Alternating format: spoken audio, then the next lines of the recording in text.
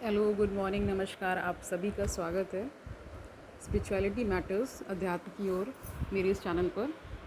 हम अष्टावक्र गीता कर रहे हैं। अध्याय 2 चल रहा है। कल हमने 13, 14, 15 सूत्र देखा था। आज हम 16 और 17 देखेंगे। मैं उम्मीद कर रही हूँ कि आप सब अच्छा कर रहे हैं अपनी लाइफ में, अध्यात्म की ओर जुड़ रहे हैं और कहीं ना कहीं इससे इस ज्ञान से लाभ भी उठा रहे हैं। तो आगे बढ़ते हैं। 16वां सूत्र देखते हैं। द्वैत मूलो महो दुखम नान्य तस्यास्ति भेषजम दृश्य में तन्मृषा सर्वमेको अहम चिद्र सो अमला। इसका अर्थ जानते हैं। अहो, दुख का मूल द्वैत है, उसकी औषधि दूसरी कोई नहीं है। जो कुछ दिखाई दे रहा है यह सब मिथ्या है। मैं एक शुद्ध चैतन्य रस अर्थात सभी दोषों से परे शुभ्र स्वच्छ हूँ। ये तो आपको पहले भी शायद बताया गया होगा कि दुख जो हमें प्राप्त होता है वो द्वैत के कारण होता है। यानी हम बाइनरी में जीते हैं कि ये है तो ये है, और कहीं ना कहीं द्वैत का मतलब ही है कि सुबह है तो शाम है, दिन है तो रात है, सुख है तो दुख है, तो ये साथ साथ चलते हैं। और ये क्या कह रहे हैं यहाँ पर, अष्टावक्र गीता जब हम कर रहे हैं तो उसमें पहला जो अध्याय है वो अष्टावक्र जी बोल रहे हैं और दूसरे अध्याय में राजा जनक कह रहे हैं। क्या क्या कह रहे हैं इसके बारे में अध्याय 2 है, तो इसकी व्याख्या जानते हैं। राजा जनक को आत्मज्ञान हो जाने पर अद्वैत अध्यात्म की अनुभूति हो गई। द्वैत मिट गया। ठीक है, द्वैत मिट गया, संपूर्ण भिन्नताएं समाप्त हो गईं और एकत्व का बोध यानी ज्ञान हो गया। मैं तथा मेरा का यह भाव छूट गया। इस अनुभूति के पश्चात राजा जनक कहते हैं कि इस जगत में दुखों का मूल कारण द्वैत है। द्वैत का कारण है अहंकार, जिसके कारण मनुष्य अपने आप को दूसरे प्राणियों से और परमात्मा से भिन्न समझता है। ये जो हमें भिन्नता समझ में आती है, इसी के कारण दुख की अनुभूति होती है। यानी हम जब परमात्मा से खुद को अलग समझते हैं और तमाम तरह के भोगों में संलिप्त हो जाते हैं, तभी दुख की प्राप्ति होती है। उससे अहंकार बढ़ता है, उससे फिर तमाम और तरह की चीज़ें होती हैं। तो क्या कह रहे हैं कि द्वैत का कारण है अहंकार, जिसके कारण मनुष्य अपने आप को दूसरे प्राणियों से और परमात्मा से भिन्न समझता है। इस भिन्नता से ही क्या हो रहा है, लोभ, लालच, द्वेष, ईर्ष्या, घृणा, संघर्ष, हिंसा, अपना पराया का जो भाव है, एकत्र करने की आदत, यानी हर चीज़ बस कुछ भी मिला उसको खरीद लिया और सजा लिया घर पर, मतलब इकट्ठे करने की जो प्रवृत्ति है हमारी कि ये भी ले लें वो भी ले लें, ये सारी चीज़ें, सुरक्षा इत्यादि अनेक भयंकर रोग हो जाते हैं। ठीक है, अतः इस संसार में जितने भी रोग हैं उनकी औषधि है, परंतु द्वैत के कारण रोग रूप का यह जगत उत्पन्न हुआ है एवं उसका परिणाम रूप जो क्या है, दुख है, उसकी कोई औषधि नहीं है। क्या कह रहे हैं, दुख की कोई औषधि नहीं है, ये सब हमारे ही किया जा रहा है, हम ही सब कर रहे हैं, इस वजह से है। राजा जनक ने अपनी बातों के द्वारा संकेत कर दिया है कि द्वैत के बने रहने पर दुखों का निराकरण हो जाए ऐसा संभव नहीं है। दुख की मात्रा के अल्प होने को भले ही सुख समझ लिया जाए, परंतु वह केवल सुख की अनुभूति मात्र है, वह सुख की प्रतीति है। प्रतीति का अर्थ होता है ऐसा प्रतीत होना, उसका होना ना होना रियलिटी से इसका कोई संबंध नहीं है, ऐसा लगना उसको कहते हैं। ठीक है, वह सुख की प्रतीति है, सुख नहीं है। यही बात उन्होंने कही है। दुख को दूर करने का एक ही उपाय है। क्या बताया उपाय? द्वैत निवृत्ति, और द्वैत का कारण अभिमान होता है। जब मनुष्य के अंदर से अभिमान समाप्त हो जाएगा तो द्वैत भी नहीं रह जाएगा, और जब द्वैत नहीं रहा तो दुख कैसा? दुख तो सुख की तुलना में है। यानी कि जब हम तुलना करते हैं, जैसे ज़्यादातर क्या करते हैं हम कि हम पास्ट बचपन बड़ा अच्छा था, लेकिन जब हम बचपन में थे क्या हम वैसा महसूस कर रहे थे? नहीं कर रहे थे। तो हमेशा ये लगता है कि प्रेजेंट जो है ख़राब है पास्ट के कंपैरिजन में। ये मनुष्य का एक तरह का स्वभाव ही है कि वो तुलना में जीता है। कभी मनुष्य से तुलना करेगा, कभी अपने पास्ट से प्रेजेंट की तुलना करेगा। तो ये सब क्या है? दुख का कारण बन जाता है। तो आगे देखते हैं। सुख दुख ये दोनों द्वैत परक शब्द हैं। द्वैत के समाप्त हो जाने पर ना दुख रहता है और ना ही सुख रहता है।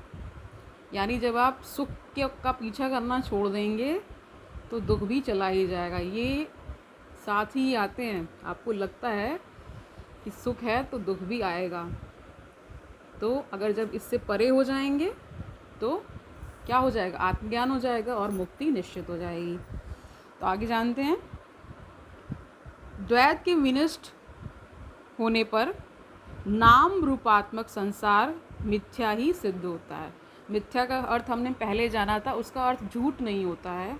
मिथ्या का अर्थ होता है कि जैसा रियलिटी में वो चीज़ है वैसा हमें दिखाई नहीं दे रहा है, हम नहीं जान पा रहे हैं, ये उसके लिए कहा जाता है। कभी भी उसको झूठ से नहीं कहा जाता। जैसे हमने उदाहरण लिया था कि अंधेरा है तो रस्सी को ही सांप समझ रहे हैं, और जैसे ही प्रकाश होता है तो पता चल जाता है ये तो रस्सी है।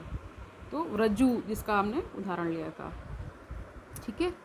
संसार के न रहने पर राजा जनक ने इस सूत्र में दुख के स्वरूप, उसके कारण तथा उसकी निवृत्ति का पूर्ण रूप से खुलासा कर दिया है। जब राजा जनक को इस समग्र का बोध हुआ, अध्यात्म का बोध हुआ, और वे जागृत हो गए एवं कहने लगे मैं शुद्ध चैतन्य रस हूँ। यहाँ पे खुद को रस बताया है। संसार का सारा भ्रम जाल जो होता है, ठीक है, वो टूट गया।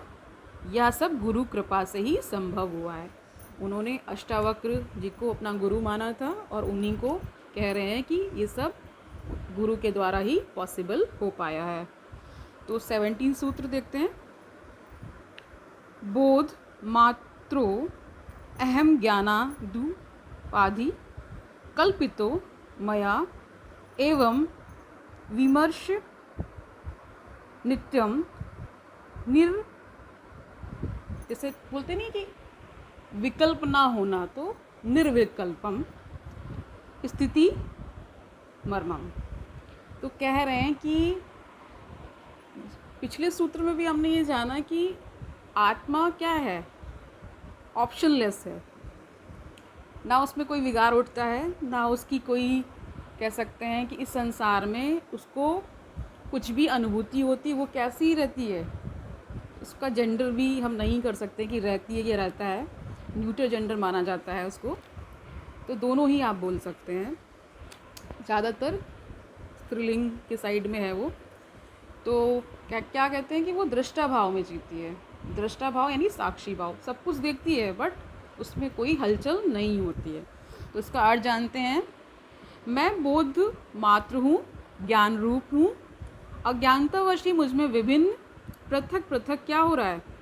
नाम रूपादि उपाधियों की कल्पना की गई है, अर्थात ये आरोपित हैं। इस प्रकार नित्य विचार करते हुए मैं निर्विकल्प में स्थित हूँ, अर्थात मेरा विचार करते हुए ही क्या कह रहे हैं कि नित्य निर्विकल्प ही मेरी स्थिति है। ये समझकर या जानकर ही आश्चर्य हो रहा है।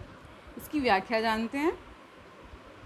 इस सूत्र में राजा जनक अपनी आत्मा की अनुभूति के क्रम को आगे बढ़ाते हुए कहते हैं कि मैं आत्मा होने से शुद्ध ज्ञान रूप हूँ। आत्मरूप का यह जगत अखंड है, ठीक है। इसे विभाजित नहीं किया जा सकता, इसे खंड खंड में नहीं देखा जा सकता। यह एक है और क्या है, संपूर्ण है, यानी कि उसमें कुछ भी कमी नहीं है, संपूर्ण है। इसे पृथक पृथक भागों में विभाजित नहीं किया जा सकता। यदि इसे अलग अलग पदार्थों में विभाजित कर दिया जाए तो इसकी उपयोगिता ही खत्म हो जाती है, संपूर्णता का सौंदर्य ही नष्ट हो जाता है। ये बता रहे हैं शरीर एक है, पूर्ण है, सुंदर है। अगर शरीर के संपूर्ण अंगों को भिन्न भिन्न मान लिया जाए और हर एक अंग का एक दूसरे से संबंध तोड़ दिया जाए तो शरीर की क्या दशा होगी। आप सभी को पता है कि जितने भी ऑर्गन्स हैं आपकी बॉडी के, वो हार्मनी में काम करते हैं। अगर एक भी सिस्टम, ऑर्गन पता ही है सबको, cell, tissue, then organ systems होते हैं। तो अगर आपका एक भी सिस्टम या एक सपोर्ट दैट कि आपका heart is a part of circulatory system, अगर वो ख़राब होता है, उसमें कुछ डिस्टर्बेंस आता है तो पूरी बॉडी में उसका इफ़ेक्ट होता है। वही बता रहे हैं कि वो सारी चीज़ें जो भी कह रहे हैं कि आत्मा जो है वो क्या है, वैसे तो उसमें कोई हलचल नहीं होती, उसमें कुछ भी नहीं होता, वो कोई भी अनुभव नहीं करती है, सिर्फ दृष्टा भाव में जीती है। लेकिन अगर आत्मा जो है शरीर से निकल जाए तो क्या होगा, शरीर तो मृत हो जाएगा ना। तो उसी तरह बता रहे हैं कि क्या दशा होगी शरीर की। ऐसी जगत कह रहे हैं कि ऐसी स्थिति इस जगत की है। जैसे शरीर के विविध अंगों में एकत्व का बोध उसमें विद्यमान आत्मा के कारण ही होता है, ठीक है। वैसे ही जगत में एकत्व का बोध कराने वाले परमात्मा अथवा ब्रह्म ही है। ब्रह्मा और ब्रह्म में डिफरेंस कल बताया गया था, ये एक नहीं है। और कहीं ना कहीं आप ये भी जान रहे होंगे कि हर शब्द का जो यहाँ पे अध्यात्म में एक विशिष्ट अर्थ है, ठीक है। तो आप किसी एक शब्द को मतलब समानार्थी के रूप में तो ले सकते हैं, बट उसका एक विशिष्ट अर्थ रहता ज़रूर है। तो शब्दों का जो प्रयोग है वो भी सोच समझ कर ही किया जाता है इसमें, ठीक है। तो आगे बढ़ते हैं। जगत के विविध पदार्थों में भिन्नता नहीं है, अपितु उनमें एकता ही है, परंतु उनको अलग अलग नाम दिया जाता है। वो तो ये भी कह सकते हैं कि जो स्टडीज़ की जाती है उनको थोड़ा इजी करने के लिए चीज़ें डिवाइड की जाती हैं, अदरवाइज़ तो एकत्व में ही सब चीज़ें होती हैं, ठीक है। जिसके कारण उनमें भिन्नता का बोध होता है। नाम देने से पूर्व सब एक ही था। ये अलग अलग उपाधियाँ या नामकरण अज्ञान के कारण ही दिए गए हैं। हाथ, पाँव, आँख, नाक, कान इत्यादि भिन्न भिन्न नाम रख देने से पूर्ण मनुष्य का ज्ञान नहीं हो सकता, परंतु पूर्ण मनुष्य के ज्ञान से इन सारे अंगों का ज्ञान हो जाता है। यही कारण है कि संसार से परमात्मा खो गया। विविध कारखानों में बने हुए विविध पुर्जों के जोड़ से जैसे यंत्र निर्मित होते हैं, यह शरीर वैसे नहीं बना है, अपितु एक ही चैतन्य तत्व से विकसित हुआ है।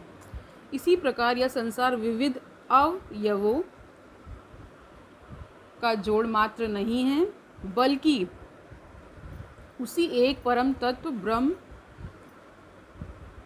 से विकसित हुआ है। इसलिए इसमें एकत्व है। विविध पुर्जों के जोड़ से निर्मित मनुष्य, यंत्र, रोबोट तो हो सकता है, लेकिन चेतन मानव नहीं हो सकता।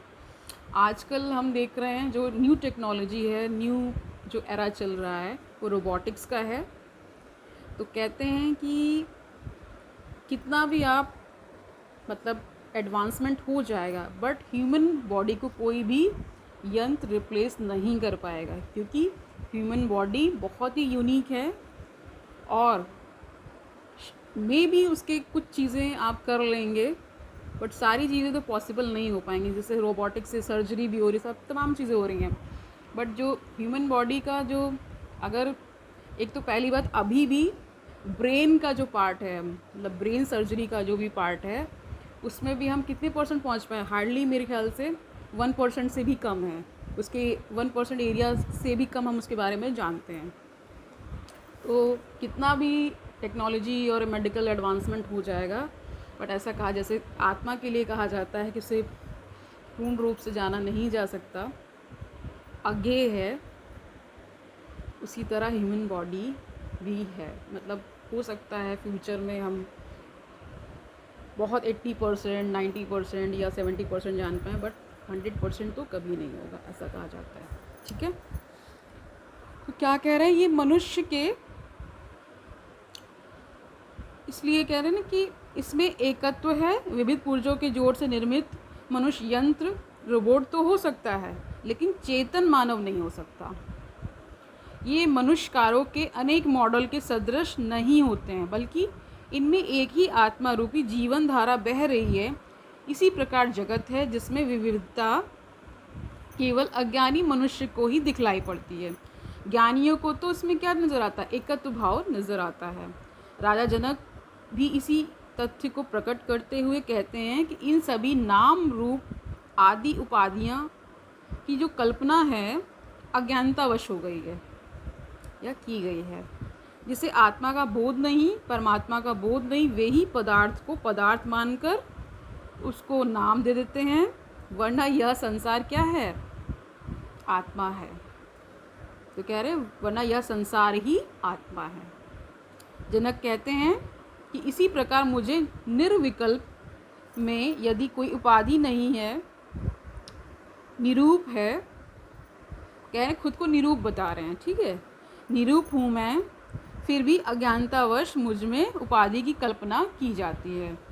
ये संपूर्ण उपाधियाँ संसार की हैं, और जब संसार ही मिथ्या है तो उपाधियाँ भी झूठी ही ठहरी।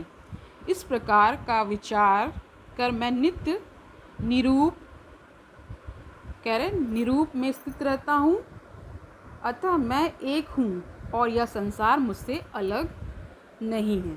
तो आज के लिए इतना ही। आई होप इस ज्ञान को आप समझ पा रहे होंगे और अपने जीवन में कहीं ना कहीं इम्प्लीमेंट भी कर रहे होंगे। आसपास का माहौल अच्छा रखिए, खुद खुश रहिए, अपना ख्याल रखिए, अपने प्रियजनों का ख्याल रखिए और अध्यात्म की ओर आगे बढ़ते रहिए। हरि ओम तत्सत।